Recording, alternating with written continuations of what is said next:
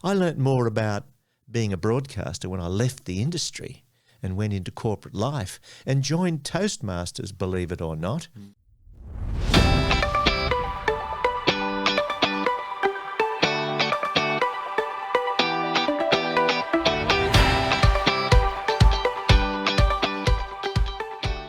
Hello and welcome to the Culture Things podcast. I'm your host, Brendan Rogers, and this is episode 54. And today I'm talking with a good friend of mine, David Bacon. Now I'm just going to read a little bit of his bio to give some background on David. David's an experienced director, chief executive and senior executive in both the private and public sectors, covering media, regional economic development, community housing and the fast-moving consumer goods sectors.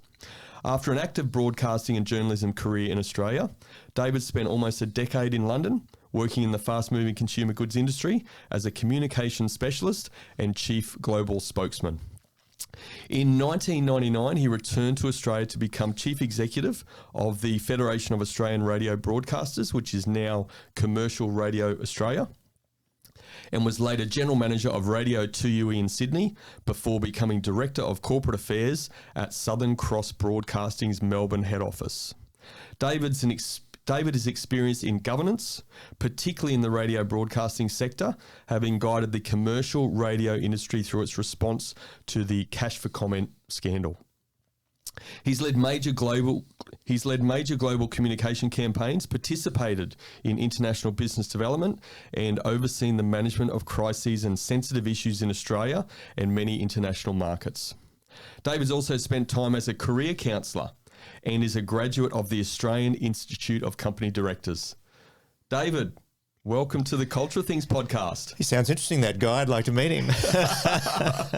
Yes, let's hope so. As far as I know, we didn't have to make any of that stuff up, did we? No, in fact, I haven't manufactured my CV. I'd forgotten some of that, but yeah, that's me. It is certainly possible to manufacture stuff today. We can just write anything on social media and there's an element of people that will believe it, right? Yeah, we're going to tell the truth. Fantastic, mate. We love the truth here on the Culture Things podcast. Now, a couple of things I want to just get into straight away. One of them is this Cash for Comment scandal. That was about 20 years or so ago.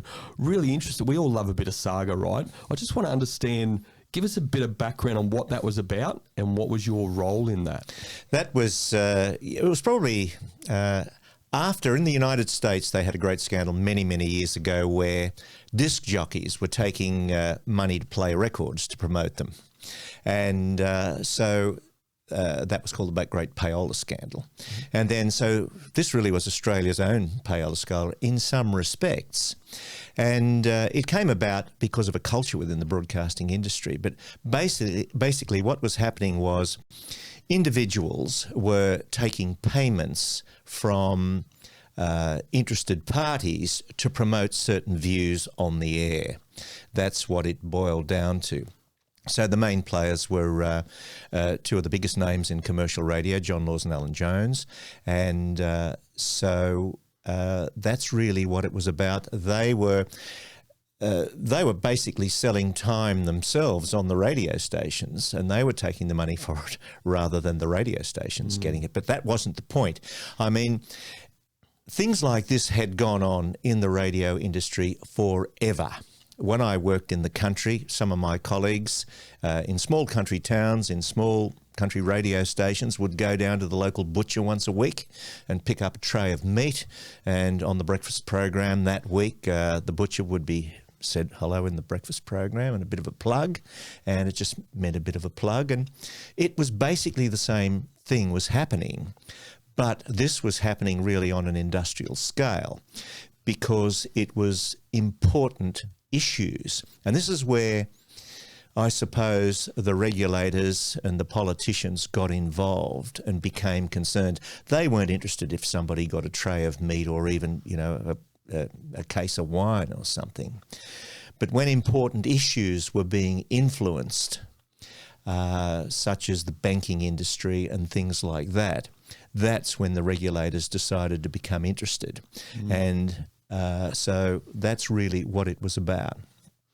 It sounds a bit like an old-fashioned affiliate marketing scheme, taking money for promoting products. And in fact, you're absolutely right. It was probably the forerunner to it. What was missing was that there was no declaration that there was a consideration being paid for these views to be expressed. That's the difference today in honest affiliate marketers. They will always acknowledge that they're taking something to promote these products.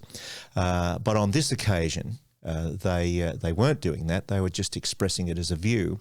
And I suppose using the credibility which they had established as commentators. And so there were big hearings, and it was quite a scandal. My role in that, I came in, I suppose, towards the end of it. The hearings were being held, and my role was in the negotiation with government in the development of rules and regulations which were going to deal with that in the future. And that was because I was running the industry association. It affected the industry. And so my role was to negotiate with government and get in place an acceptable regime which was going to enable broadcasting to continue. You couldn't have people monitoring everything every day of the week from government sitting in your studios. But, we came from that point to what amounted to, there had to be a declaration if they were going to mention something for which they were receiving a consideration. So how is that, I guess your involvement in that and the liaisons with government agencies and things like that, how has that impacted the radio stations and these sort of situations now, or in the future then and up to now? Well, I've been out of it for 20 years now, so I'm not sure how they're ticking over. These things are in place, and I think they've managed to work within the rules, and I suspect that there probably isn't as much of that about. People are far more aware now, I think. Keep in mind that back then you didn't have social media, so you didn't have people being able to put something out. Almost like we're doing today. You can reach a lot of people without having the expensive infrastructure of a broadcasting organisation. So these rules are in place. You get the hang of working within a regulatory environment, but it is a very highly regulated environment. Understand. Now, one of the other things I want to raise today is it's really important in an interview that myself as host makes the guests feel comfortable. I also think it's important for the guest to make the host feel comfortable. I know you're a Chelsea supporter. I am. I've got something here for you, and it would actually help me feel a lot more comfortable if you were to wear this during the interview today.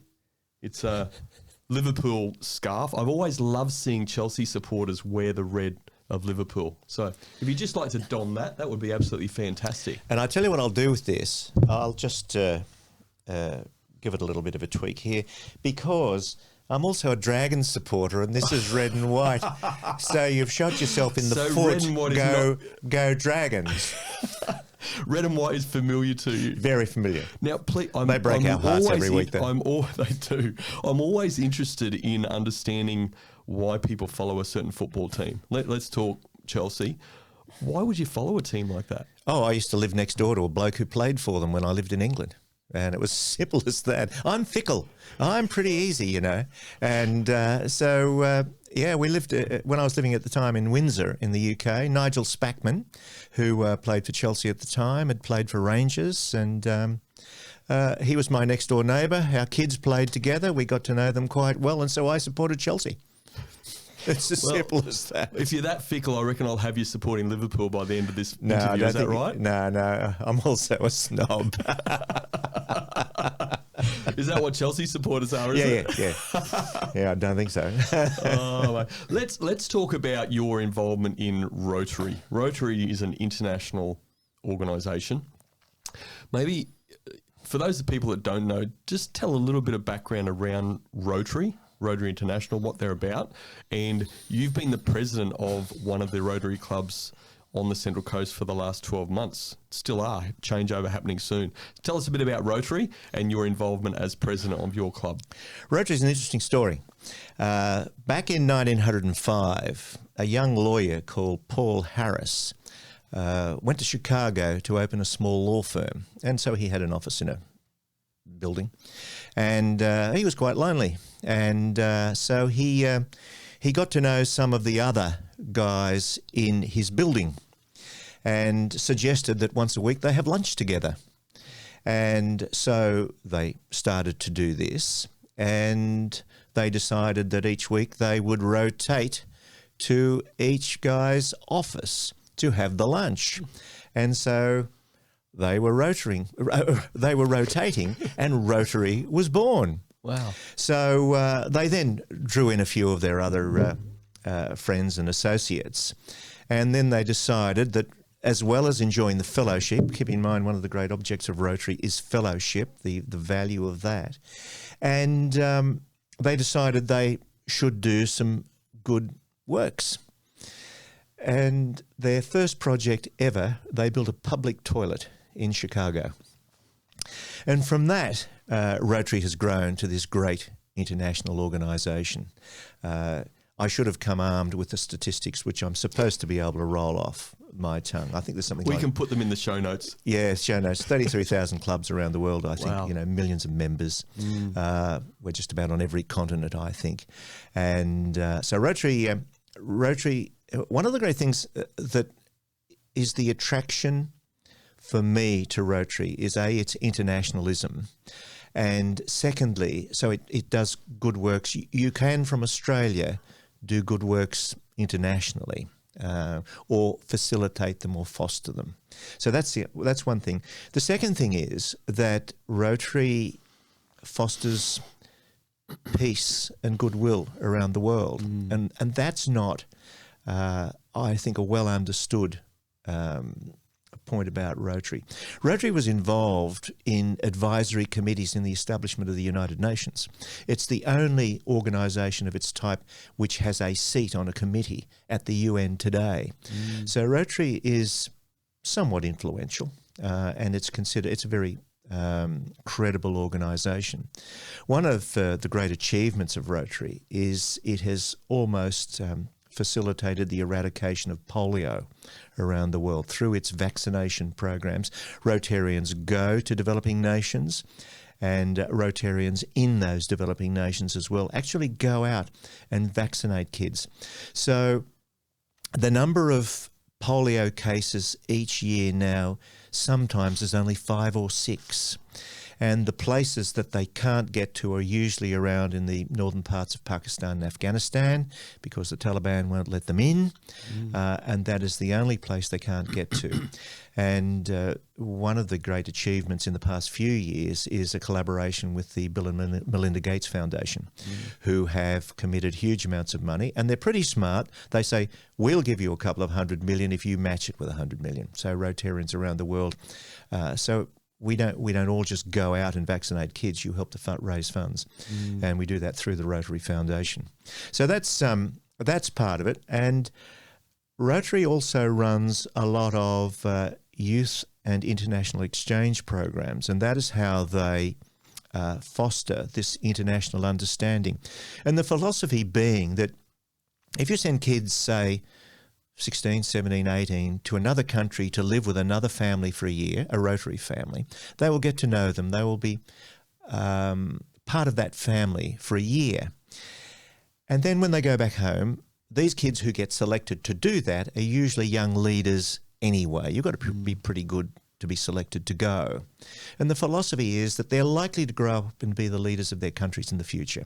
20 years down the track, you may be able to make a phone call that just helps solve a problem internationally. So that's Rotary International. It does lots of other great things as well in local communities. In Australia, we have just celebrated 100 years of Rotary, and on the Central Coast, where we're based, I know people are watching us everywhere, on the Central Coast where we're based, Rotary was first formed. I wrote a history of Rotary just recently. I'm trying to remember. 1947, I think it was, the Rotary Club of Gosford was formed. Wow. And out of that, the 15 clubs on the coast were born, all except 2. They were formed separately in later years. So we've been here quite a while. Rotary locally has done some fantastic things. The Rotary Club of Gosford in the early days was responsible for the construction of first aid stations and a hospital on the Kokoda track.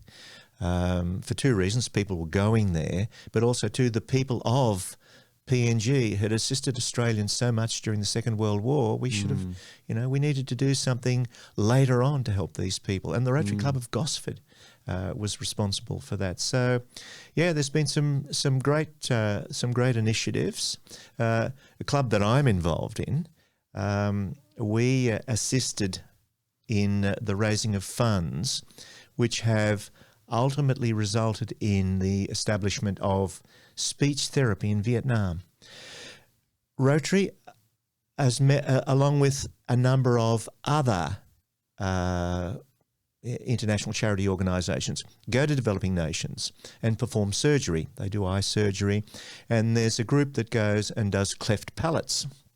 And a lady and her husband went there. He was an orthodontist. She's a speech therapist, and they went as part of a team to on cleft palates in Vietnam. And they realised that the good work was being done, the surgery was conducted, but then the teams packed up and went home. Now, I'm not a medical person, but anybody who knows anything about these things knows that there is then months of therapy to get people back to normal, to be able to swallow, to be able to speak. So this woman said, we've got to try and do something about that. So she came back, she assembled her friends who were speech therapists, and she said, we need some money to raise some funds to be able to get people trained in Vietnam. And they'd made connections in universities there. But it was all of the literature and the manuals and things for the training. Anyway, over a period of 5 years, my Rotary Club raised some money, assisted in all of that, and today speech therapists are being trained in Vietnam. Wow, it's fantastic. Yeah. Rotary is a very, very strong organisation, and the work they do. And I can see the emotion in your face, just how proud you are of that achievement. Well done. Yeah, it's good. What makes it so special for you? I don't know. I've had a very fortunate career. I got to see the world. And when I came back here, I thought, well, I'll give something back. And so that's what I thought I'd do. Use what corporate life had given me to give something to my community. Well done, mate. Outstanding. How does all of those things you spoke about with Rotary, and obviously you are unbelievably passionate about it, how do they transpose into your role in this last 12 months as president on the ground? What sort of responsibilities do you need to take on as a local president or as a president of a local Rotary club? Yeah, look, Rotary is a very interesting organisation on the ground because keep in mind we're volunteers, and this introduces a whole lot of different issues. And I think, fortunately, because of where I've come from, if you like, and I'm older and wiser, you've learnt to get on with people better. I used to be a command and control guy, I have to tell you. I could really? see... I never saw that in you. I used to see what needed to be done. I used to say, get on with it. We don't need to consult on this. Let's get on with it. And of course, the world ain't like that. You need to take people along with you. So you really need to be able to, I think, articulate to people where you want to go. So this year, in my presidency, we introduced a new 5-year strategic plan. We are a small organisation with about 30 members, but just because you're small doesn't mean that you shouldn't have good planning, good systems, good governance. And so we introduced a 5-year strategic plan, and I can tell you it's no more than, I think it's 3 sheets of paper, but all it does is it articulates your values and the goals that you want to achieve over the next 5 years. So it isn't rocket science. It's very simple things like we would like to increase the amount of funds that we raise each year. We would like to, I've got a bit of a personal story. We would like to do something in relation to men's health. I'm a prostate cancer survivor, and so you bring your own agenda a little bit to these organisations as well. So you set some goals like that, and then for my year I did a business plan. And I was very lucky because of the corporate training I've had, going to the UK, working for a major multinational. The training was fantastic. And so I know how to write a business plan. And so, and as the president of that, you've got to do that yourself, because you're surrounded by people with all sorts of different skills, great skills, but they might be different from yours, and you've got to recognise that. So it's not too difficult. And then, of course, you present it to them and discuss it with them. It's not my plan, it's the club's plan. And so they have to sign up to that as well. But usually I've also learnt through corporate life and through most things that I do, that you develop things in a way that you give people a chance to say yes. It's no good going along. I've learnt this, that you don't go along to say, we've got a problem, what do you think we should do? You go along to somebody and say, we've got a problem, and I think we should do this. And I've found that 99 times out of 100, everybody's going to say yeah. So that's my experience. So yes, you can. You have to be clear.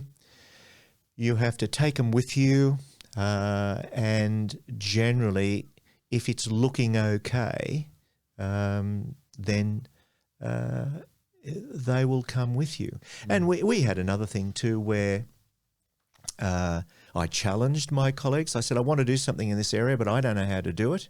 But I know you guys want to do it. And I challenged them, and they rose to the occasion. So, because, you're surrounded by good people. Everybody there, you volunteer to go to Rotary, so they're all good people. And sometimes they just need a little nudging, a bit like water. It's all going downhill, but just nudge it along a bit to the side. Tell me a little bit about the formulation of the plan. You mentioned how you had some ideas and some visions and put this down on paper and then presented to the group. Tell us more about how you got the buy-in from your fellow Rotarians. Look, I suppose it's just explaining it to them. And a lot of it is reasonably obvious as well. So I didn't suggest that we suddenly go and build a rocket or something. I was suggesting... No Elon Musk here? Yeah, no. Elon and me, no. It was pick things really which are obvious. Most things that we need to do, I think, are largely common sense or obvious. Yes, you get the great innovators and things have a great idea. Somebody once said, though, there are no such things as new ideas. There are just old ones waiting to be rediscovered. And if you think about that, it's probably pretty true. But a lot of what we do in the community as Rotarians and things are reasonably obvious. And we also have the availability of Rotary International, and they set goals. And it's a pretty smick organisation. It's got a fantastic website and database where you can take ideas and things. There's great communication around. You can see what other clubs are doing, so that you can nick ideas, but you can see what other clubs are doing which are successful. You also listen to your members. I'd like to do something like this. So yes, it doesn't all have to be you. So it's the obvious things like we need to raise some more money. So that's a goal. Let's aim at something reasonable. If we can raise 5% more each year, that will be a good thing. And we did. We had a good year this year. I knew some guys were interested in doing something, and I said, why don't you do that? This was a car rally, and you've got some guys who are enthusiasts. So I went along to that. It was a fantastic day. You were involved. It was a good day, wasn't it? Absolutely. It turned out to be and it was COVID safe at the time because people were in their cars, so we could still run it. It was the beginning of COVID, but because of the nature of it, we could still do it, which was brilliant. One of my colleagues is well connected to car clubs, and he's very enthusiastic, and he got them involved. So we had a lot more people involved. We raised a lot more money than we'd hoped. So it's listening to what your guys want to do as well. You know, you start off by saying, has anybody got any ideas? What do you want to do? So you incorporate those things into it as well. There are some things you want to achieve yourself. Every president, I think, likes to make their own mark and leave their legacy. And so there are things that you want to achieve, and if they're reasonable, your colleagues will support you, I think. So what was your legacy that you hope to leave after your 12 months as Rotary President? Look, I feared you might ask me that. The next question is, have you achieved it? We didn't achieve every goal that I put into the business plan. We ran out of a bit of time. I think we're better organised. I hope we're better organised in the sense that we've got a plan. It's a 5-year plan, and I know the president who's coming in behind me is a supporter, and he will then build into his business plan, just extending some of those things, plus a couple of new things. You really want to continue the things which are going well. So we did the rally before. We're going to do it again. Pardon me. And then you hope they will introduce a couple of things which are special to them. So I suspect we are probably better organised. It doesn't seem like a great legacy, does it? But it's foundations for the future. It's a foundation for the future. And leaving it better than you found it. Yeah.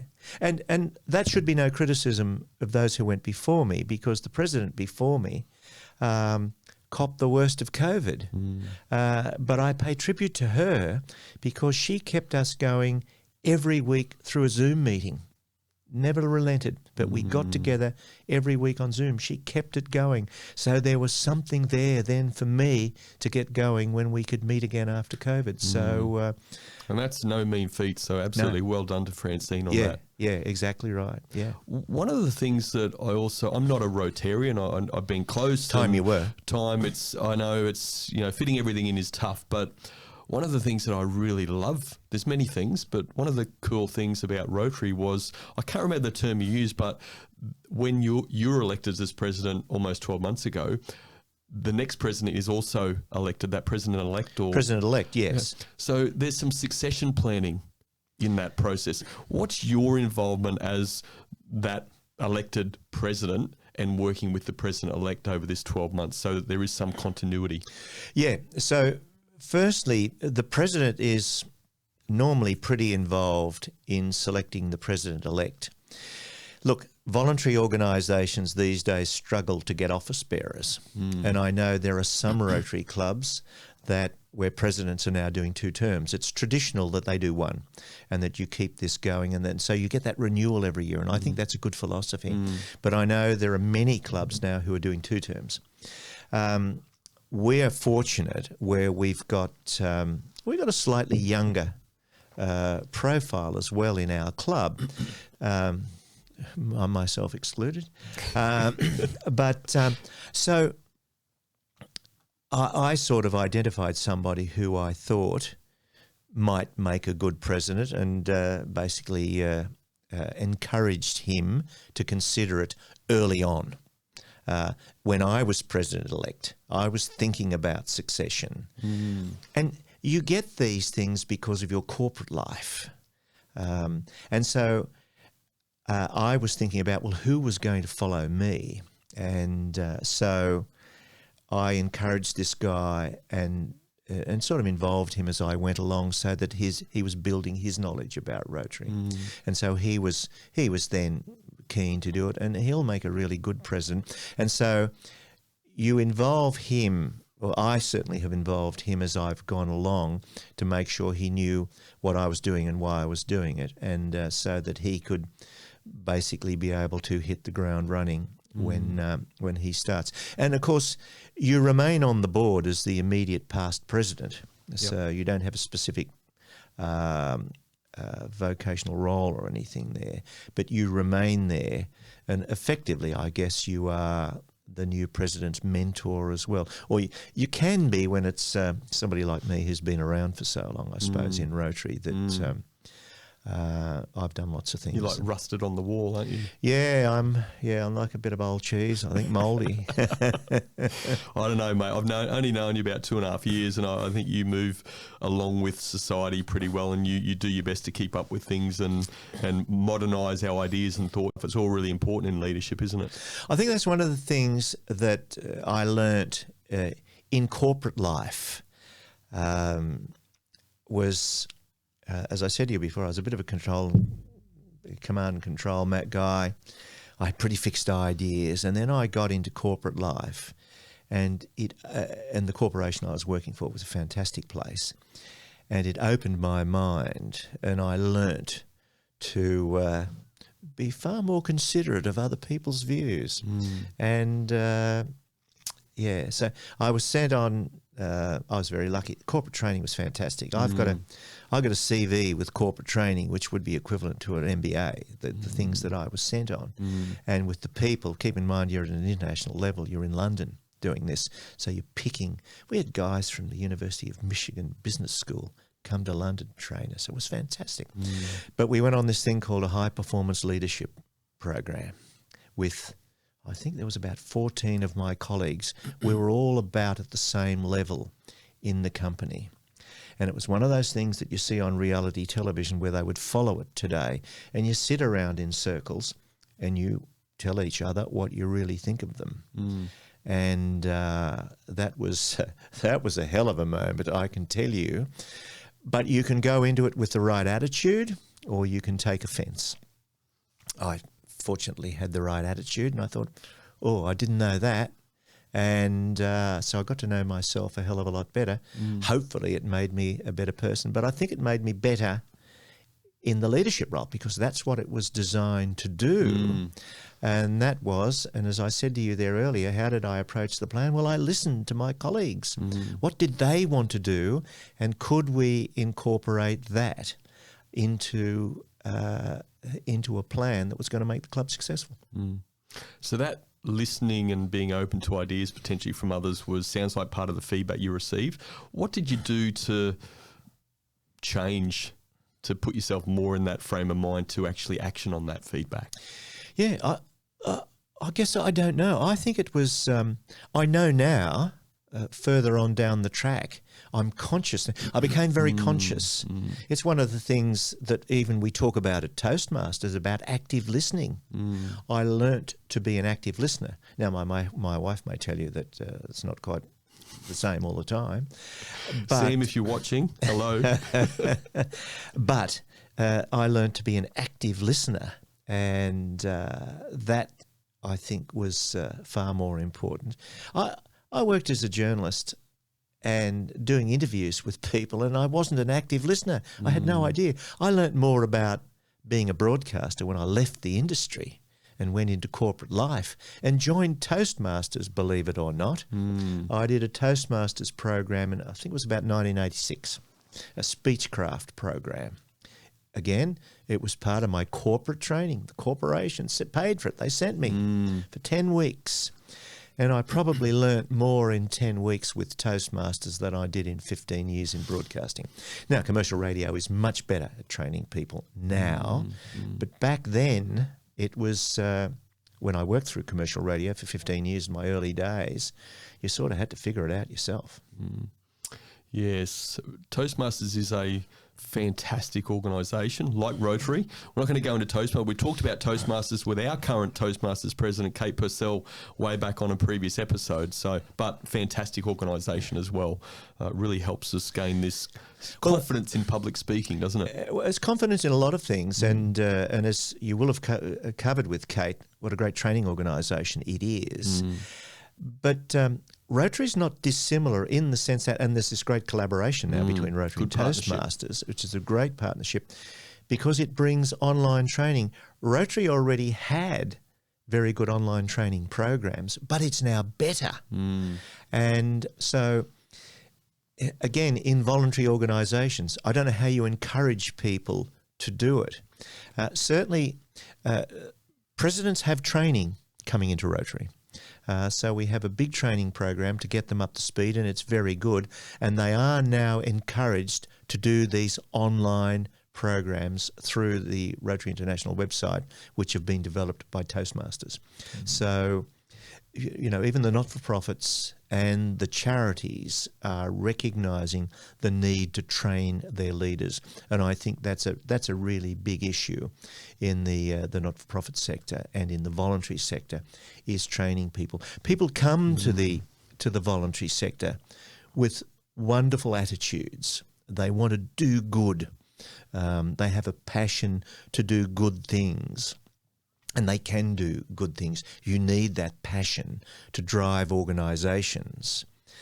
But often they don't have a skill set to be able to make it happen effectively or on scale or to deliver things. It's great having great ideas and I want to save the world, but I'm not quite sure what those things that you do. You asked me about the specifics about things, and it's sort of figuring out what specific things we need to do to get us to that point. Let's link back to you've mentioned skill sets, and just want to go back to something earlier you said about your involvement in the President-elect's election. What sort of skill sets, attributes, behaviours were you looking for as a most important in the person that you felt would be the next best president of Rotary? I may not want to answer this because sometimes... Is that pleading the fifth? Is that what they say? I'm thinking of pleading the fifth. I think I'm looking for someone, this might seem a bit glib, someone who can do the job, someone who's smart enough to do the job, and someone who's got... I was looking for somebody with experience in business. I think that for me, I've recognised now, there are people not in business who come from the not-for-profit sector and that, who are also great CEOs and able people. And but I was looking for somebody who was younger than me. We need to be looking to encourage youth.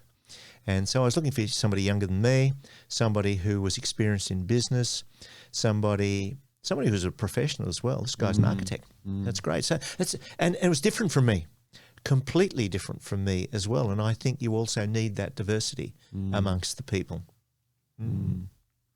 So when do you hand over the baton? 30th of June. Something else I should have said too, and HR people used to hate me in corporate life because... Only HR people? Yeah. Oh, yeah, that's right. Because when I was hiring people, I could tell you within about 30 seconds when they walked into the room whether I was going to hire them or not. And I'm a great believer in personal chemistry. So can I get on with somebody? Because that has a huge influence, I think, on the way you will manage them. And so if you like them and you have chemistry, you will get the best performance out of them.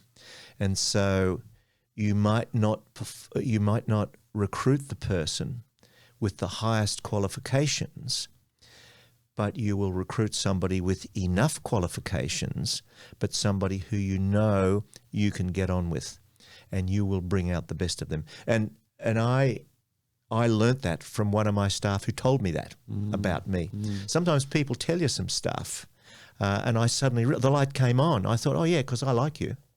And I've known people that I perhaps have inherited, who I didn't hire, and I didn't have great chemistry with them.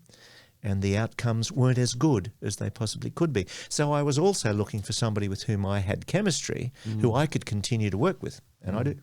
It's going to be good, I think. So tell us a little bit more. How do you feel you suss that out, for want of a better word, with people? I don't know. I suppose it's, do you talk to them very often? Do you talk to them about stuff? Do you talk to them about other things apart from Rotary? Do you have any other things in common? So you're just getting to know them as a person. Yeah, you got to get to know them. You know, we have an interest in music. He's far more talented than I am. He can actually play the guitar properly. I just happen to have a guitar. Listen, this is enough. In fact, this is going to have to bite the dust soon. Believe it or not, I was having this conversation with Do you know how comfortable you're making me feel? my wife and I were speaking this week, and I said, it's amazing how much warmer you feel when you've got a nice scarf on. And that is a top quality scarf. And it is a top quality. I have to say, it's the finest polyester money can make. Excuse me. I'm feeling really uncomfortable. The Liverpool scarf never goes on the floor. Can you please place it on the table? I have to place it on the table. But I tell you what, it's like a flag. But believe it or not, it's warm. Still, you need that. You're overheating now, mate. You've taken it off. You need that at Anfield, isn't it? Is it Anfield? It's pretty cold. Yeah. It's a pretty cold place. Sorry. Certainly in winter. So the director, I'm going to adjust the mic. I want to touch on a couple of times, more than a couple of times, I think you mentioned the command and control type of person and strengths skill set you've got there. I know your awareness was brought to that over time, but where have you seen that come through as strengths and your ability to utilise that in your own leadership style? I tell you where I see it come through as a strength, and it's not in myself, it's in my son. Where, bless him, I think I've bequeathed that to him. And he emerged very early, well, not very early, but sort of in his last couple of years at school as a school leader. And he was very involved in the school production. He knew what had to be done. He just grabbed those kids and showed them what needed to be done. Because often, there's another thing about leadership is technical expertise. You know, if you want to be the boss, you've got to know the job as well. You've got to know what needs to be done. And so you will often take that because you have an expertise. And often, if you're not rude, if you've got a style of doing that, you can deliver very well. And I know he's done that. And I guess some people would say I don't know anything, but I sort of know a little bit about a few things. And if you can demonstrate that expertise, it's probably not so much of a command and control. But I'm an impatient person, and I think probably I would say that, look, don't argue with me. We don't need to debate this. I know it's right. Just get on with it and do it. Now, all the corporate training tells you with all the HR people, no, take them along with them and pat them on the head and encourage them. But, gee, sometimes something just needs to be done. Particularly, you're working in the media. I ran desks in newsrooms. You've got to meet the deadline. It's got to be done. Don't debate with me. Get the copy done. It's got to be done. So I suppose I worked in environments as well where you needed to get things done that way. So I'm a product probably of conflicting environments as well. Yeah, which just had different requirements. That's all. Yeah, it was really interesting to me because I know there was a podcast maybe a couple of years ago you did around some career counselling stuff and talking about your journey. Did you find that? I did find that. Whoa. You're the only guy who's watched that, I think. I told you that people have a digital footprint, even if they don't realise it. But you talked there, and I don't want to put words in your mouth, but around how you've been a bit of a, get in and sort stuff out in organisations. And I know you've done that with a few, and Pacific Link Housing, which is a local great organisation on the coast. But that's where, again, without putting words and ideas into your mouth and your head, but that's where I see a strength of leadership for someone like you, that there was an organisation, talk Pacific Link Housing, not now, but in the past, struggling. You've come into an organisation, you took over the chairmanship of the board, and you got stuff done. Tell us a bit more about that. Yeah, look, it's only in later years, and when I did that podcast, that I'd sort of thought about it, because it was many years sort of after, when I looked at my career and looked at the jobs that I had taken, and I then started to realise that there was a pattern emerging. And you also discover these things when you have a bit of counselling yourself. And so that there was a pattern emerging that I'd gone to I suppose the first one was a newsroom in Canberra that I went to establish a new service. And so that involved setting up a whole lot of systems, processes, and a new news service. So that was the start. I then went to the press gallery to, again, build an organisation. It had a few clients, but it was a news organisation again, and we had to get more clients. So as well as writing the news, I was selling as well, effectively. I didn't realise that until later, that that's what I was doing. I was selling the service. Then what did I do? Where did I go from there? I then went to a normal job. That was when I first went to an industry association, but it was expanding, and so it was doing some new things. But then I went to the UK to rebuild a corporate affairs organisation. So yeah, I suppose I have gone and built things. So, and that's probably what I'm good at, rather than then seeing something to continue on, just bubble along and maintain the status quo. I suppose I like a challenge. Let's get the elephant in the room out the way. You were a global spokesman for a tobacco company. Must have been pretty challenging. How important is it as a leader and a spokesman and the head spokesman globally to get messaging right? Oh, in that organisation, you had to get it right. I mean, you couldn't get it wrong. But that was, I make no apologies for having worked in the tobacco industry. It was, I worked for British American Tobacco. It was an absolutely fantastic company to work for. The training that I got, the welfare of their employees, and you probably won't believe me, but the ethics of the people that I worked for. Sure, back in the 50s, hindsight's a wonderful thing. So back in the 50s, when we first started to hear about the risks of smoking tobacco, it's a bit like the global pandemic. Nobody knew how to react. You've got a business which was very wealthy and made a lot of money, run by a lot of salesmen.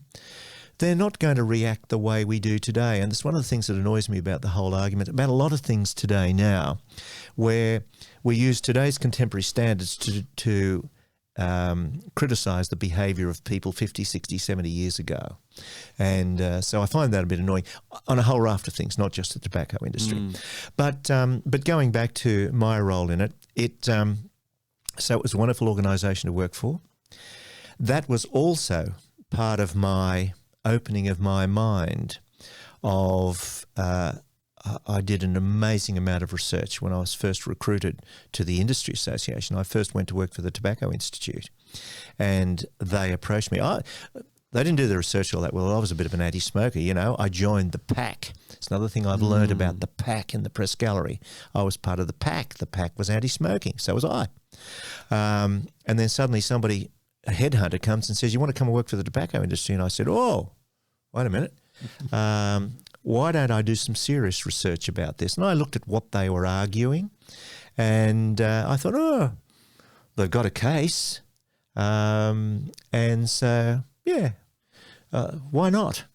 And that was the beginning of a very enjoyable and successful 15 years that I had in the tobacco industry. So, and it took me to the UK. It took me to the cutting edge. But yeah, I was the chief global spokesman.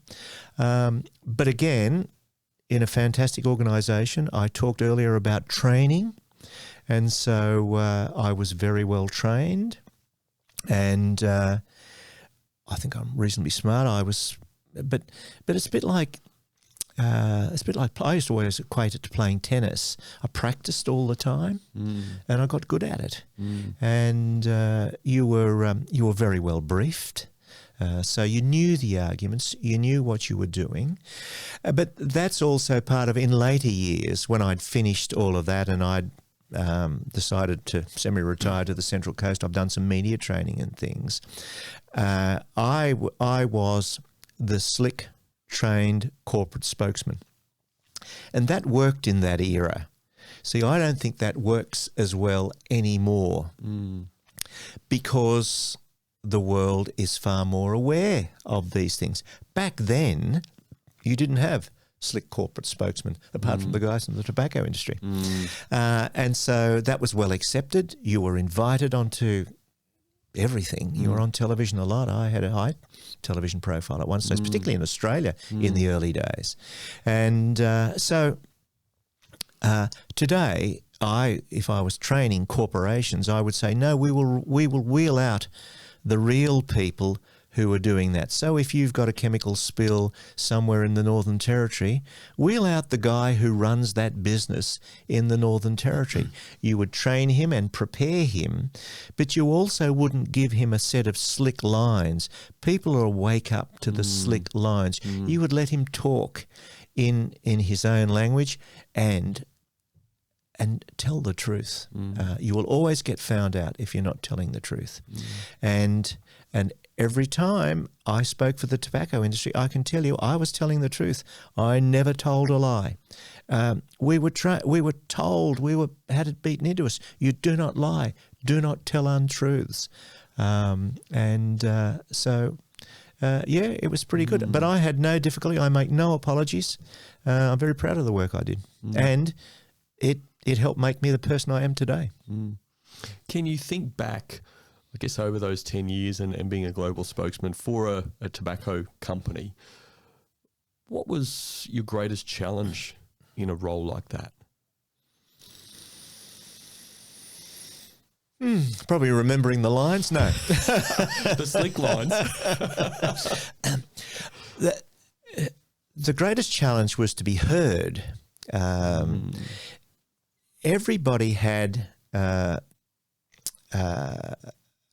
definite point of view, and so particularly when you were on international media, the BBC was the worst. Those guys were they were really slick, but they're like most interviewers now in the media. And this is, again, when I would train anybody, you ask anybody, why do you want to go on? What are you going to get out of it by going on? What's in it for you? Because you go into those programs these days and you're fodder. And so, I mean, we were pretty good though. We had techniques to get our voice heard and to interrupt them back. But the BBC, I found the BBC was the worst. And so you learn how to interrupt them back. So being heard, that was probably the greatest challenge. I mean, the other thing was some of your friends turned to, I lost some friends because I went to work in the tobacco industry. They were critical of me. How could you do that? But so they're not great friends. So there were a few personal things like that. But also in social settings, I didn't talk a lot about what I did, only because everyone has an opinion about smoking. And I did not want to go out all the time and talk about my job. And so, and it's a bit like working in the media as well. Oh, what do you do? Oh, I read the news on television. Oh, really? So you try and avoid... I've had jobs where people only want to talk about your job, and I want to talk about other stuff. Believe it or not, I don't like to talk about myself. I know you find that difficult to believe. Are you sure? I know.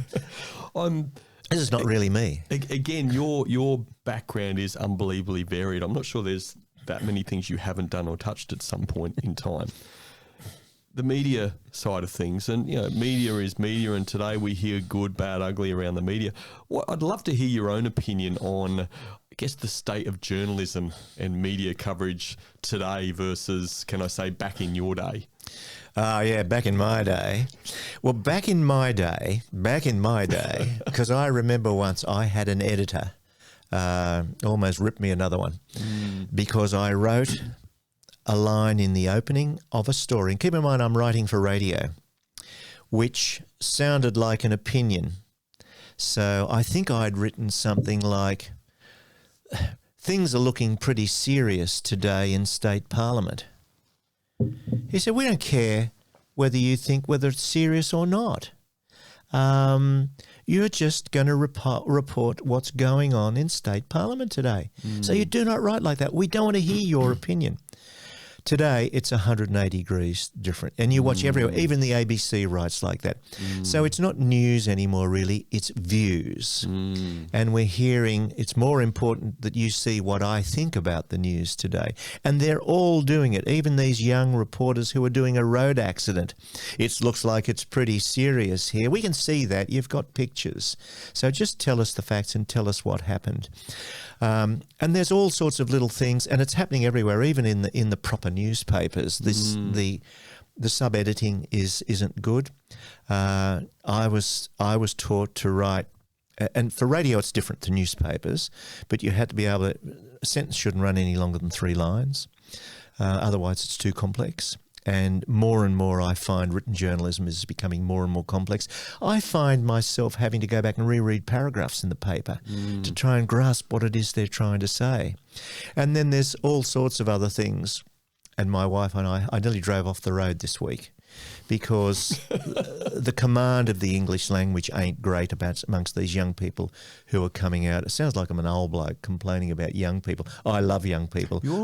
I'm starting to think you're almost the Kel Richards of the Culture of Things show. Is that right? Almost, I can tell you.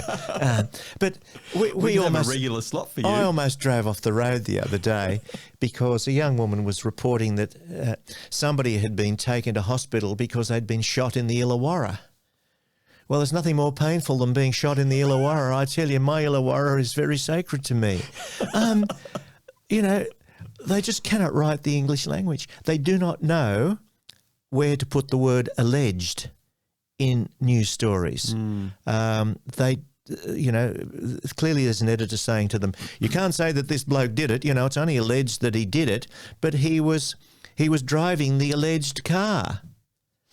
No, it was alleged he was driving. So there is a command of the English language that I think is faltering. So that's point 1. Oh, yeah, I've got it all. And point 2, we're hearing too much opinion in the news. And the third thing is, I think, and this is the fault of the journalism schools, that people are turning to the news and being part of the media probably for different reasons. And, for example, I heard a young woman on Talkback Radio bemoaning the fact that it was a segment about the media, and she was saying that, there weren't enough jobs. She'd just graduated as a journalist and she couldn't find a job, and wasn't this terrible because how was I going to be able to campaign on the issues I believe in? That's what's happened to the media. It's certainly a very, very interesting landscape, isn't it? It is. Thanks for sharing that opinion, mate. I'd like to go back to governance, and we started to touch on Pacific Link housing. I'd like you to explain or tell us a little bit more about your involvement as a chair and the relationship of the chair with the CEO, who I know you were instrumental we were close, appointing and turning around. Tell us a bit more about that. Well, the chair and the CEO in any organisation have got to be close, and they've sort of got to have a common understanding and probably respect for each other, and that's how we made it work. And unless you've got a good CEO, they can make or break you as well. You've got to pay tribute to the CEOs that they do. The board, as you know, in a proper governance structure, sets the policies, and the CEO needs to get that out of the team. And we had a strong understanding of that was the roles. You've got to understand the definition and the line in your roles, and that's the way it worked, and that's what made it work, I think. He knew what had to be done. I knew what had to be done. And high ethical standards as well. That's one of the other things, that you've got to understand that people have got to do things according to the rules and within the ethical and moral standards of doing things. And we both understood that. And I think that's why it worked. And he was pretty smart. You've got to be pretty smart as well. You can be well-meaning. You can be wanting to save everybody. But if you aren't smart enough, then things will stumble. And I was lucky he was pretty smart. It made me look good.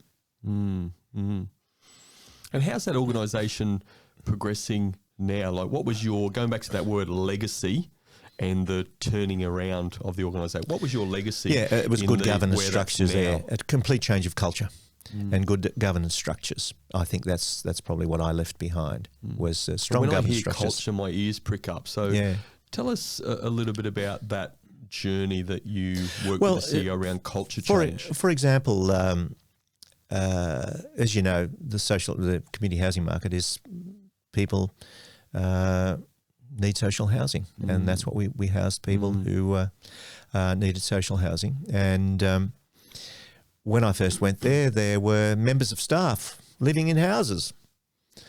So things like that were happening. So we needed to eradicate all of those sorts of practices. They were happening for the best of reasons, but you've got to pass the pub test as well, but you also have to pass the regulatory test. You know, it is a highly regulated environment. And most organisations like that, all of business is highly regulated now. And so you have to work within the rules. And one of the great things that a lot of people don't understand are conflicts of interest and how to manage them. And so, you know, we got on top of all of those things. And again, a lot of it is just proper administration, having a register of your conflicts, having a register of all sorts of things, having good administrative procedures. A lot of being successful is not about, inventing the light globe. It's administration. It's doing what you're supposed to be doing. It's paying your bills. It's sending out your invoices. I call it mundane management. And that's what it is. That's what makes an organisation successful. Yes, you need to have goals and objectives and things to grow and to take your organisation forward. But 99% of what you're doing is mundane management. Just do what you're supposed to be doing. And that's what we got happening there, that people were doing their jobs. And you introduce things, again, taking me back to my corporate life, the training that I got in my corporate life. And because I was a senior head office manager, I used to get drafted into cross-functional teams as well. And so I became a Hay job evaluator. So I knew how to evaluate jobs and job evaluation processes and things. So I was able to bring those things to the organisation as well. We had a job appraisal. We had an appraisal system. And people get frightened of appraisal systems and things. The way I was introduced to it and trained into it, you learnt to love it because you set your goals and they were in stone between you and your boss. If you could exceed those and you worked hard, guess what? You got a bonus. Now, you can do that in corporate life. You can't do that in the not-for-profit sector, although you could. Why not? So my legacy is mundane management, I think. I love that term, mundane management. Is it a term you used earlier about the reporting and media and views, not news? Yeah. So I really like that as well. You've used this term ethical standards a little bit. As a leader, what are your ethical standards? What make you who you are as a leader? I think I was very lucky that I was brought up by women, believe it or not, and who had very high values and ethical standards. You wouldn't steal a glass of water amongst the people that I was brought up with, and it was drummed into you all the time.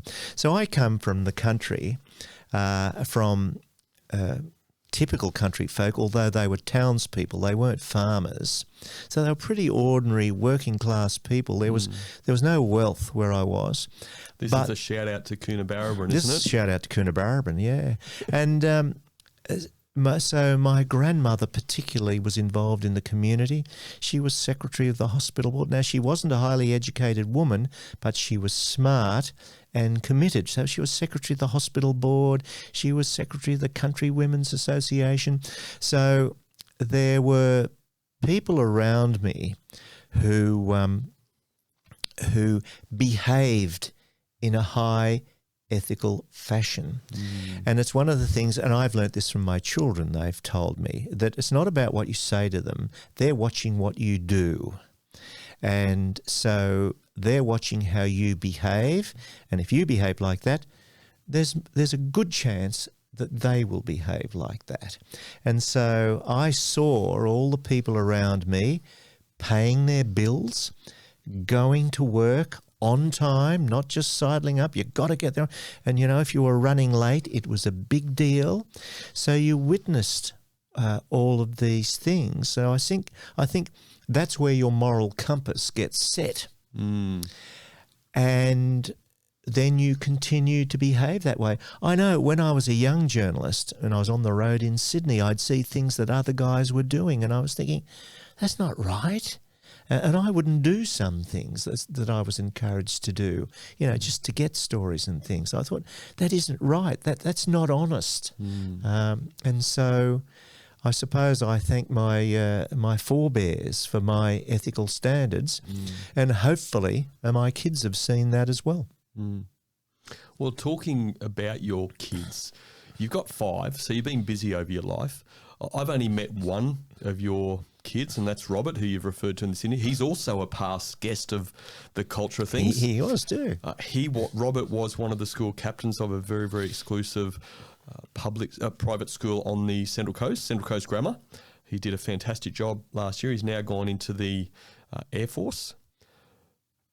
How have you contributed to this fine, young, upstanding man? I've badgered him. I don't know. You probably should ask him that. Hopefully, I have asked him that. It's on a previous episode. Hopefully, he just watched. Hopefully, he saw what I was doing. Would be one thing. Look, I did badger him a lot. I know. I talked a lot about things and encouraged him to consider things. He'll probably tell you differently. But I wanted him to have options to consider. And so you sometimes do your homework, do the kids' homework for them, not doing their homework. I tell you, there was one thing about him. Did you get good marks? Well, no, he wouldn't let me. There were some things that he'd be doing, and he'd be struggling with a history assignment. I say, mate, I spent my career writing. You want me to give you a hand? No, he would never allow me. So he wanted it to be his work. So, I'm pretty impressed with that. That he wanted it to be his work. But you did do things so that you could bring to them information.